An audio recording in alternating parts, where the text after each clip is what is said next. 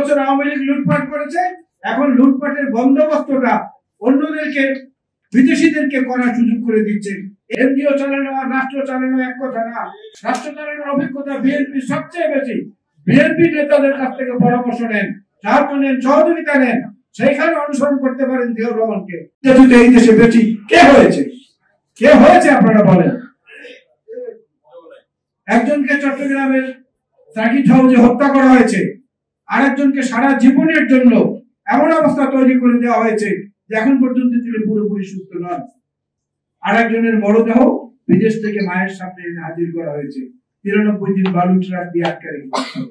আরেকজন 1000 মাইল দূরে প্রবাসে কোথায় কি অবস্থায় আছেন সেটা আমরা শুধু ছবির মাধ্যমে দেখি, শারীরিকভাবে তাকে দেখি।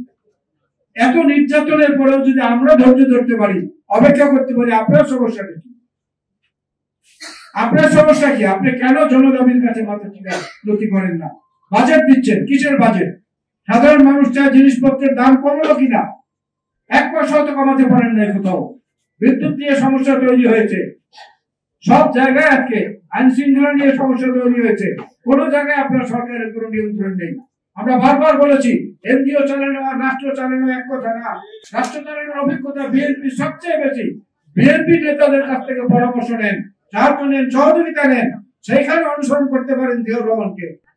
জিয়াউর রহমান ঢাকা বিশ্ববিদ্যালয়ে যেতেন গভীর রাতে, দেশের বিদগ্ধ মানুষজনদেরকে দাওয়াত দিয়ে নিয়ে আসতেন, বলতেন আমাকে সাহায্য করুন, আমাকে পরামর্শ দিন, দেশ কিভাবে চালাবো। এবং অত্যন্ত দুঃখের সঙ্গে বলতে হয়, এই বাংলাদেশের এখন সবচেয়ে বড় ক্ষতি করছে আমাদের আমলাতন্ত্রের লোকেরা। যারা অফিস আদালতে যান, আমি চ্যালেঞ্জ করে বলতে পারি, একটা ফাইল এক টেবিল থেকে আরেক টেবিলে যায় না, মাসের পর মাস কেটে যাচ্ছে, কোনো সমস্যার সমাধান হচ্ছে না, কারো কোনো কাজ হচ্ছে না। এই ব্যুরোক্রেসি বাংলাদেশকে পুড়ে পুড়ে খাচ্ছে।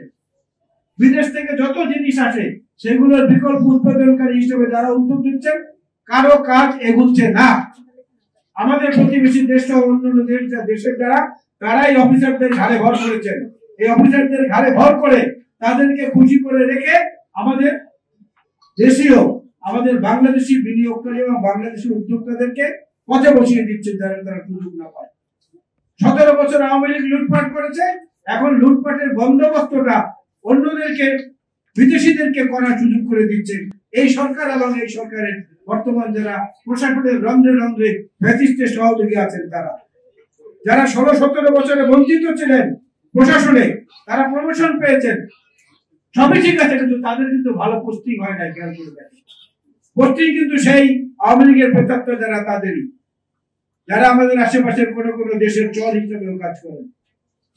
এই যে দলবদ্ধতা বা এই যে আবদ্ধ অবস্থা যদি ছড়াতে না পারি, তাহলে কিন্তু এই গণতন্ত্র, এই আলোচনা, এই শাহাদাত বার্ষিকী পালন কিংবা সম্মান জানানো কোনোটাই পরিপূর্ণ হবে না। জিয়াউর রহমান সাহেব আমাদের সামনে স্লোগান দিয়েছেন, আমাদের স্লোগান শিখিয়েছেন, স্বাধীনতা এনেছি, স্বাধীনতা রাখবো, গণতন্ত্র এনেছি, গণতন্ত্র রাখবো। এই দুই প্রতিজ্ঞাই আমরা কিন্তু প্রতিজ্ঞাবদ্ধ। তার প্রতি সম্মান দেখানো হবে সেদিনই যেদিন তার মতো সততা সামান্যতম হলেও দেখাতে পারবো।